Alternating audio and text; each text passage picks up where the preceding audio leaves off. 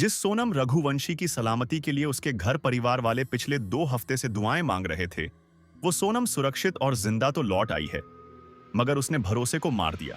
शादी के ठीक 12वें दिन सोनम ने सुपारी देकर अपने पति राजा रघुवंशी का मर्डर कराया, क्योंकि सोनम किसी और से प्यार करती थी। तो चलिए आपको बताते हैं इंदौर से मेघालय और मेघालय से गाजीपुर तक की पूरी कहानी। तो नमस्कार दोस्तों, कहानी शुरू करने से पहले हमारे यानी crime and mystery YouTube channel को सब्सक्राइब कीजिए, ताकि अगली दिल दहला देने वाली सच्ची कहानी आपसे छूट ना जाए। शुरू करते हैं आज की कहानी। हाईवे पर होने की वजह से वहां मौजूद एक ढाबा अमूमन 24 घंटे खुला रहता है। 9 जून की रात 1 बजे अचानक एक लड़की ढाबे पर पहुंचती है। उसकी हालत अच्छी नहीं थी। वो ढाबे के मालिक साहिल यादव से रोते हुए एक कॉल करने के लिए उसका फोन मांगती है। साहिल उसे फोन देता है। वो लड़की अपने भाई को फोन मिलाती है। ढाबे पर आने वाली और अपने भाई से फोन पर बात करने वाली कोई और नहीं, वो सोनम रघुवंशी थी, जिसे ढूंढने के लिए पिछले 2 हफ्तों से मेघालय पुलिस जमीन आसमान एक किए हुए थी। इल्जाम है कि सोनम ने ही अपने पति का कत्ल कराया है और रिश्ते का भरोसा तोड़ा है। इसीलिए कहा जा रहा है कि सोनम जिंदा तो लौट आई, पर भरोसा मर गया। इस भरोसे को मारने वाले सोनम समेत 5 चेहरे हैं: विशाल चौहान, आकाश राजपूत, आनंद, राज कुशवाहा और 5वां चेहरा यानी सोनम। अब सवाल यह है कि इंदौर की जिस सोनम रघुवंशी को बीते 15 दिनों से मेघालय में ढूंढने के लिए बाकायदा सर्च ऑपरेशन चलाया जा रहा था, जिस सोनम के पति राजा रघुवंशी की लाश 2 जून को चेरापूंजी की खाई से मिली, जो सोनम और राजा 23 मई से ही गायब थे, वो सोनम 9 जून की रात अचानक यूपी के गाजीपुर के एक ढाबे तक कैसे पहुंच गई? गिरफ्तार हुए 4 लोगों के साथ सोनम का क्या रिश्ता है? और खुद सोनम को मेघालय पुलिस ने क्यों गिरफ्तार किया?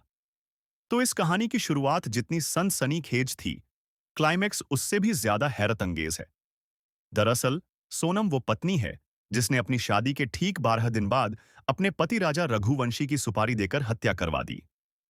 सोनम वो बीवी है जिसने हनीमून पर जाने से पहले ही अपने सुहाग को उजाड़ने की साजिश रची और हनीमून मनाने के 48 घंटे के अंदर अंदर अपने पति राजा रघुवंशी को हमेशा हमेशा के लिए रास्ते से हटा दिया। हमने पहले ही जिन 5 चेहरों की बात की थी, वो सभी राजा रघुवंशी के कातिलों के चेहरे हैं, और उनमें प्राइम अक्यूज्ड यानी मुख्य आरोपी है सोनम रघुवंशी। शादी के 12 दिन के अंदर अंदर सोनम एक दुल्हन से कातिल क्यों बनी? इसका जवाब है राज कुशवाहा। वही राज कुशवाहा जिससे सोनम प्यार करती थी। वही राज कुशवाहा जिसके साथ मिलकर उसने अपने पति राजा रघुवंशी के कत्ल की सुपारी दी। शादी के ठीक 12 दिन बाद और हनीमून के दौरान 48 घंटे के अंदर हुए राजा रघुवंशी के कत्ल की असली कहानी शुरू होती है। पिछले साल अक्टूबर में रामनवमी के दौरान इंदौर की रघुवंशी बिरादरी में लड़का लड़की की शादी के लिए रामनवमी के मौके पर पर्ची डाली जाती है। राजा और सोनम दोनों के घर वालों ने यह पर्ची डाली थी। इसके बाद फरवरी में राजा और सोनम का रिश्ता तय होता है और फिर फरवरी में ही रोका हो जाता है। फिर 11 मई को दोनों की शादी हो जाती है। पर दोनों ही परिवार इस बात से बेखबर थे कि सोनम की जिंदगी में पहले से ही कोई और है, और वो था राज कुशवाहा। सोनम के पिता का प्लाईवुड का कारोबार है। राज उनके यहाँ मैनेजर था। उधर ग्रेजुएशन करने के बाद सोनम एचआर हेड के तौर पर अपने पिता के कारोबार से जुड़ गई। यहीं राज और सोनम की मुलाकात हुई और दोनों एक दूसरे से प्यार कर बैठे। सोनम डर की वजह से घर वालों को यह बात नहीं बता पाई और उसने चुपचाप राजा रघुवंशी से शादी कर ली। लेकिन शादी से पहले ही सोनम और राज ने मिलकर एक साजिश रची। साजिश शादी के बाद राजा रघुवंशी को इस तरह रास्ते से हटाने की कि किसी को शक ही ना हो। इधर 11 मई को सोनम और राजा की शादी हो रही थी और उधर साथ साथ राजा को रास्ते से हटाने की साजिश को अंजाम दिया जा रहा था। राज कुशवाहा की दोस्ती विशाल चौहान, आकाश राजपूत और आनंद से थी। उसने इन तीनों को सोनम के साथ मिलकर राजा को रास्ते से हटाने की सुपारी दे दी। प्लान ये था कि शादी के बाद राजा को किसी ऐसी जगह ले जाया जाए जहां उसकी मौत सिर्फ हादसा नजर आए। इस प्लान के तहत ही खुद सोनम ने हनीमून मनाने के लिए मेघालय को चुना। राजा मेघालय नहीं जाना चाहता था, लेकिन सोनम ने 18 मई को अचानक राजा को बताया कि उसने हनीमून के लिए मेघालय की 2 टिकट बुक कर रखी है। कमाल ये था कि सोनम ने वापसी की टिकट बुक नहीं की थी। साजिश सिर्फ राजा को मारने की नहीं थी, बल्कि ये भी थी कि उसे मारने के दौरान जो भी उसके पास कीमती सामान हो, उसे भी लूट लिया जाए।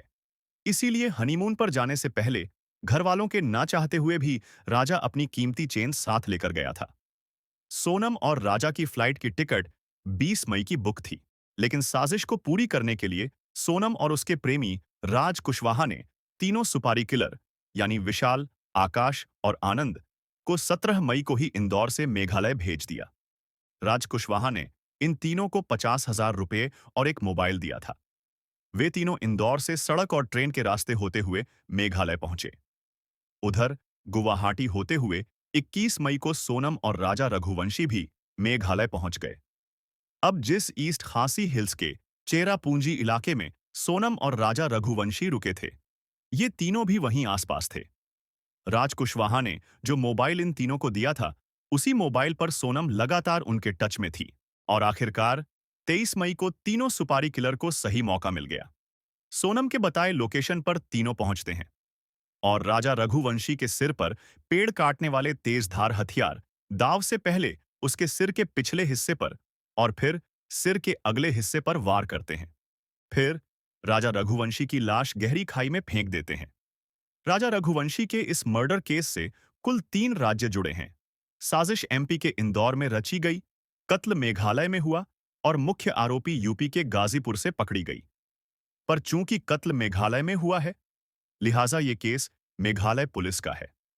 मेघालय पुलिस की 2 अलग-अलग टीमें गाजीपुर और इंदौर पहुंचकर पांचों आरोपियों को ट्रांजिट रिमांड पर अपने साथ मेघालय ले जा रही हैं। अब आगे की सारी कार्रवाई, पूछताछ और मुकदमा मेघालय की कोर्ट में चलेगा। पर चलते-चलते आपको एक ज्योतिषी की बात भी बता दें, जिनका नाम है N.K. पांडे। वो सोनम के पारिवारिक ज्योतिषी हैं। बाकी तो पता नहीं, पर इनकी 2 भविष्यवाणियां सच साबित हो गईं। एक तो ये कि इस वारदात के पीछे एक महिला का हाथ है ना कमाल?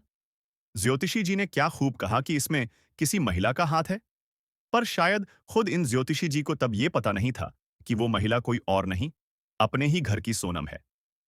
उन्होंने दूसरी भविष्यवाणी ये की थी कि अगर सोनम के घर के बाहर सोनम की उल्टी तस्वीर लगा दें, तो सोनम लौट आएगी। कमाल देखिए, सचमुच सोनम लौट आई, वो भी जिंदा। बस अफसोस इस बात का है कि भरोसे को मार कर आई है। दोस्तों, हमारा उद्देश्य यह है कि लोग इन घटनाओं से सीखें और गलत रास्तों पर चलने से बचें। यह कहानी एक महत्वपूर्ण चेतावनी है, जो हमें बताती है कि जीवन में सही फैसले लेना कितना जरूरी है। हमें मिलकर एक बेहतर समाज बनाने की कोशिश करनी चाहिए, जहां प्यार, ईमानदारी और विश्वास की अहमियत हो। इन सच्ची घटनाओं से मिलने वाले संदेश हमें सोचने पर मजबूर करते हैं कि हम अपने जीवन में किस दिशा में बढ़ रहे हैं। इसी उद्देश्य के साथ मैं फिर लौट कर आऊंगा, नई कहानियों और नई सीख के साथ। तब तक के लिए सुरक्षित रहें, सतर्क रहें और याद रखें कि हर कदम सोच समझकर उठाएं।